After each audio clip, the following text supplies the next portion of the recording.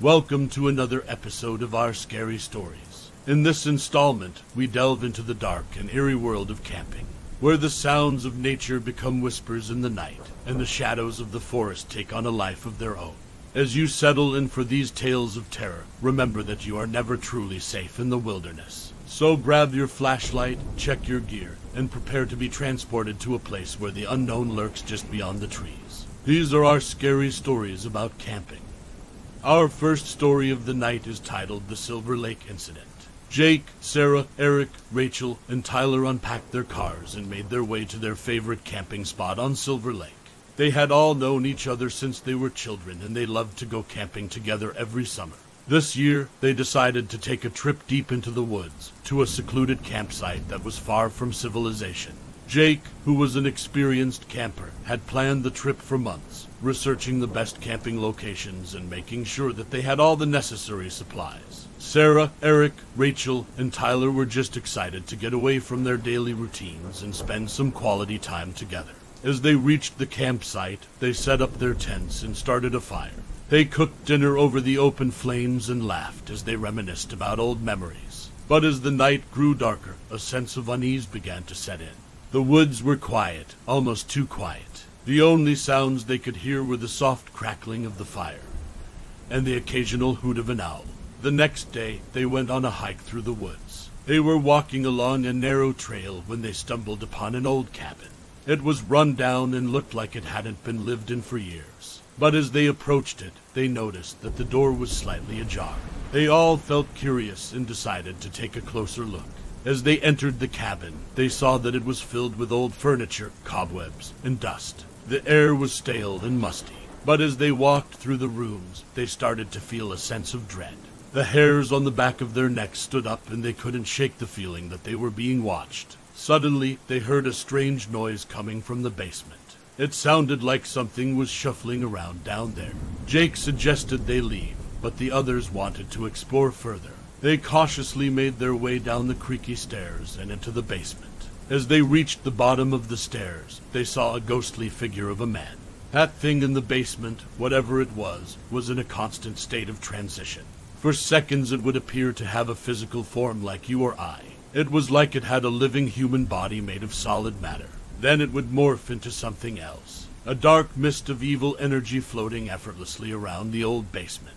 The ghostly figure was tall and dressed in ragged clothes, with a wild look in his eyes. The group screamed in terror as they realized that this really was a ghost, and it was even more terrifying than they could have ever imagined a spirit to be. The ghost started to stalk towards them, its eyes glowing with a sinister yellow light. They were trapped, with no way out. They could sense an overwhelming feeling of impending doom. And then in an instant, it disappeared into thin air. But their terror was far from over. They started to hear strange noises coming from the walls, and the floorboards creaked under their feet. The ghostly figure reappeared, this time with even more menace in its eyes. The group tried to run, but the door was stuck, and they were trapped. Little did this group know what kind of malevolent energy they were about to face. The ghost's name was William Jones, and he had an incredibly dark backstory. He was once a man who lived in the cabin many years ago, and had a deep-seated anger and jealousy towards society. He moved to the cabin to get away from it all and hated the people who came to Silver Lake to vacation. Every summer he would become more and more enraged until it led to murder. He would lure people to their untimely deaths from the lake. William would scream from his cabin for help, begging and pleading for anyone to help him. And as the unsuspecting vacationers would run into his cabin, he would quickly end their lives with an axe. That was until the law caught up to him one day and ended his life at the cabin he loved so much. William Jones truly was a sick monster of a man, both in life and now in death. As the group of friends stood in unbearable fear, William, the ghost, began to reveal its dark secrets to them, taunting them with the visions of how it had lured the previous visitors to the cabin and to their tragic deaths. William explained how he had taken pleasure in watching the fear and panic in their eyes as they realized they were trapped with him. He relished in the power he held over their lives. The environment around our group of friends who happened upon the cabin was quickly becoming more eerie and oppressive, with the trees casting terrifying shadows and the wind howling through the cracks in the walls. They felt like they were slowly being suffocated by the darkness of the night that surrounded them. As the night grew darker, the ghostly figure became more and more aggressive. It was as if it was getting stronger with each passing minute. The group could feel their energy draining away, and they were starting to lose hope. Just as they thought all was lost, the ghost disappeared once again, but only for a second. Jake and Eric seized on the opportunity. They ran at the front door with all of their might, breaking it off the old weathered hinges. The group stumbled out of the cabin and into the woods, their minds filled with terror. They ran as fast as they could, fearing for their lives. The ghost, who had revealed himself to be the murderer named William, was now hot on their heels. They could feel his presence behind them and hear his chilling laughter echoing through the trees. As they stumbled through the dark woods, tripping over fallen branches and rocks, they heard the sound of William's footsteps getting closer and closer. Sarah, who was leading the group, suddenly stopped. She turned to the others and shouted, "We have to split up. It's our only chance." The others reluctantly agreed, and they all ran in different directions, hoping to confuse the ghost. William was not deterred. He followed Sarah, and as she ran, she felt him closing in. She stumbled and fell, but she quickly got back up and continued running.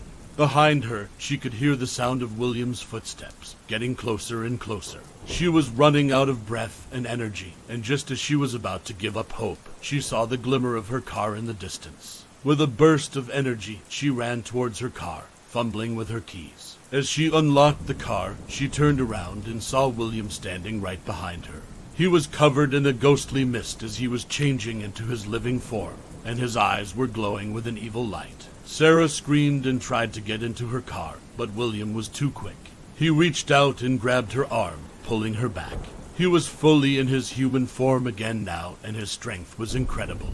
Just then, Robert appeared from the darkness, brandishing an axe he had picked up from the campground. He swung the axe at William, hitting him in the face. William staggered back, and Sarah took advantage of the moment to jump into her car and lock the doors. She started the engine and sped off into the night, leaving Robert and the others behind. William began frantically chasing after her car. This gave the others an opportunity to escape also.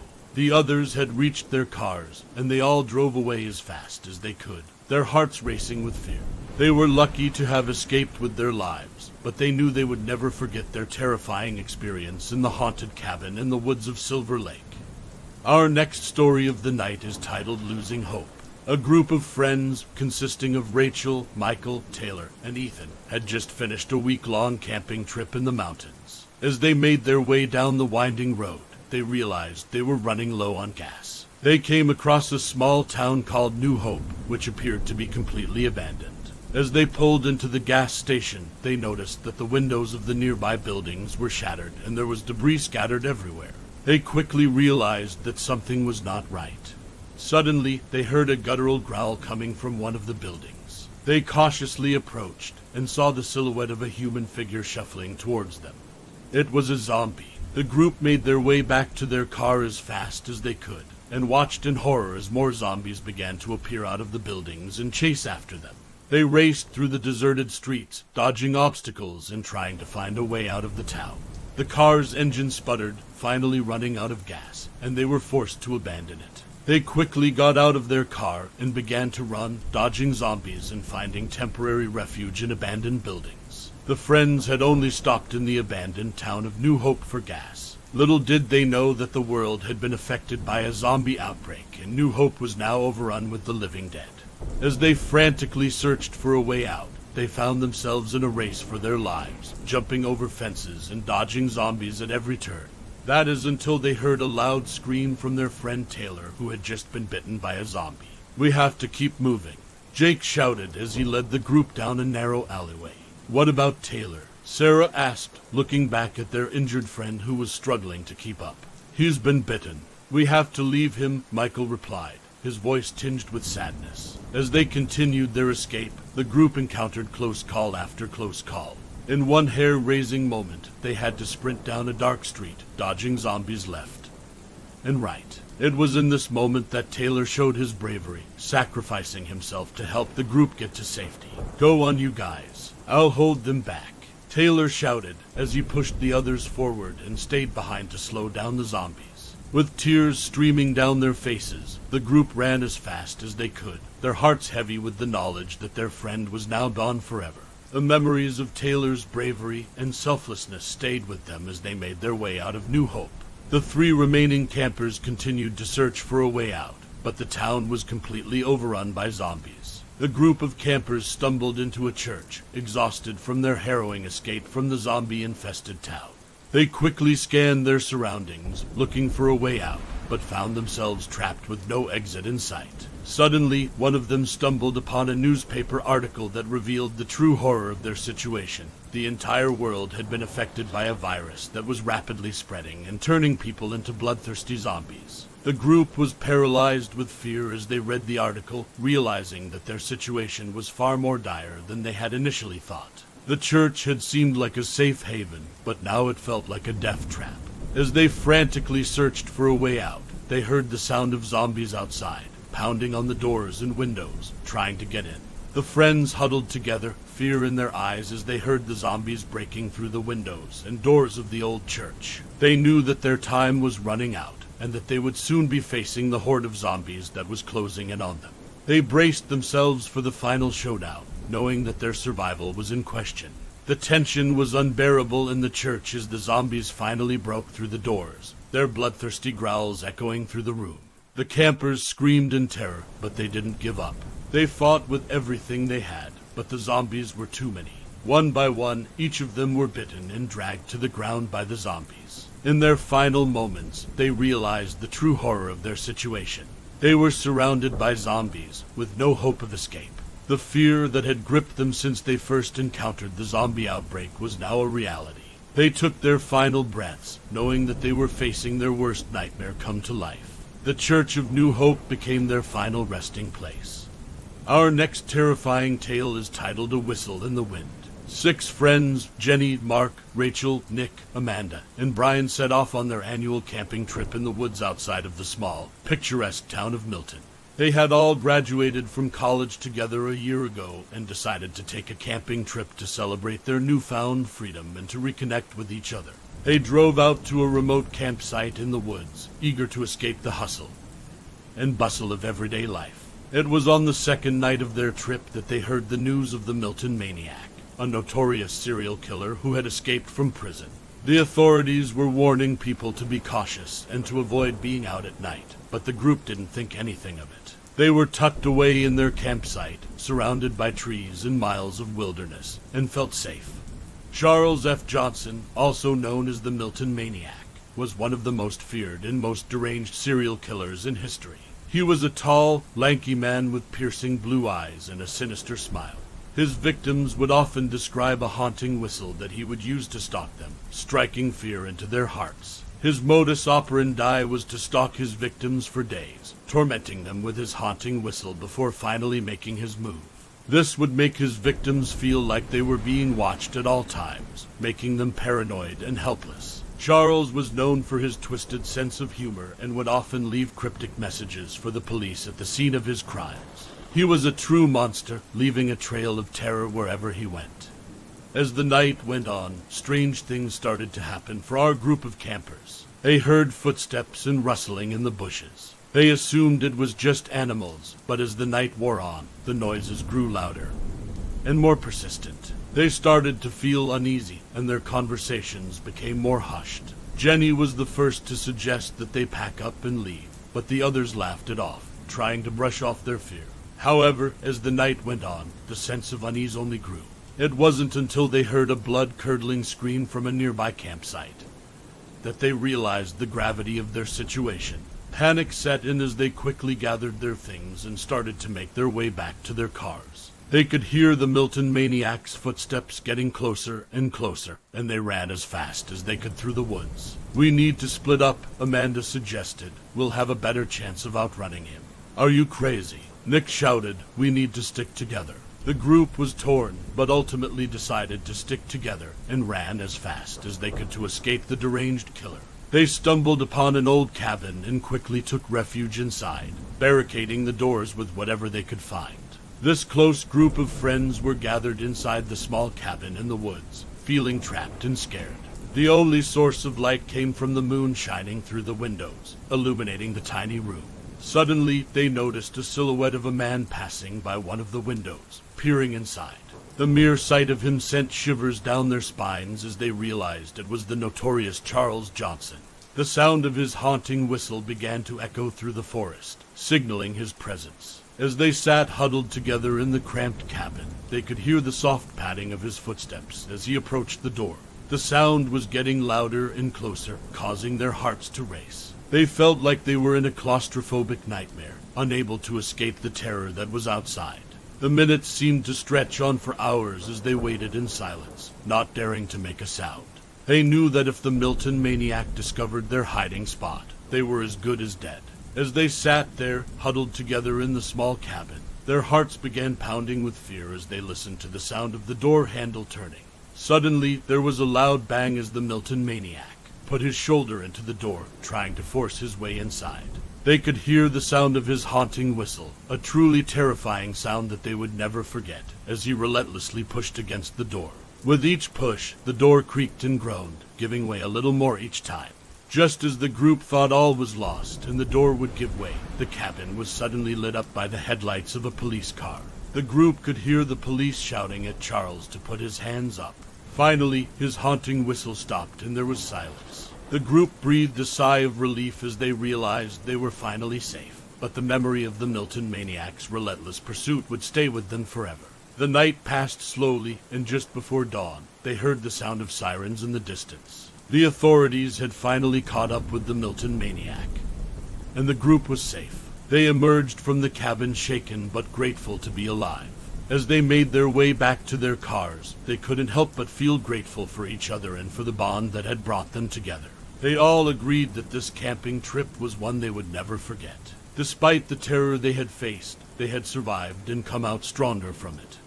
And our final story of the night is titled The Blood Pack. It wasn't that long ago that a group of friends named Sarah, Mark, Lauren, Jake, and Tom decided to go on a camping trip to escape from the stresses of city life. They had all been friends since high school and had been wanting to do a camping trip together for years. The group of campers arrived at the breathtaking forest just outside of Lake Louise. This area was surrounded by snow-capped mountains and crystal-clear blue lakes. They were immediately enamored by the natural beauty that surrounded them, with tall trees reaching towards the sky and the sweet fragrance of pine filling the air.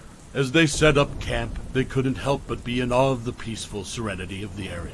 The sun was slowly setting behind the mountains, casting a warm golden glow over the lush trees and shimmering lakes. The crisp air was filled with the sounds of chirping birds and the occasional rustling of leaves as small animals scurried about. They were all excited for this opportunity to be together in such a beautiful place. The friends got to work setting up their tents and starting a fire for the night. As they worked, they couldn't help but feel grateful for the opportunity to escape from the hustle and bustle of their daily lives and be surrounded by the magnificent beauty of the wilderness. As the group of campers settled in for the night, they suddenly heard the eerie howls of the wolves echoing through the dense forest of the wilderness surrounding them.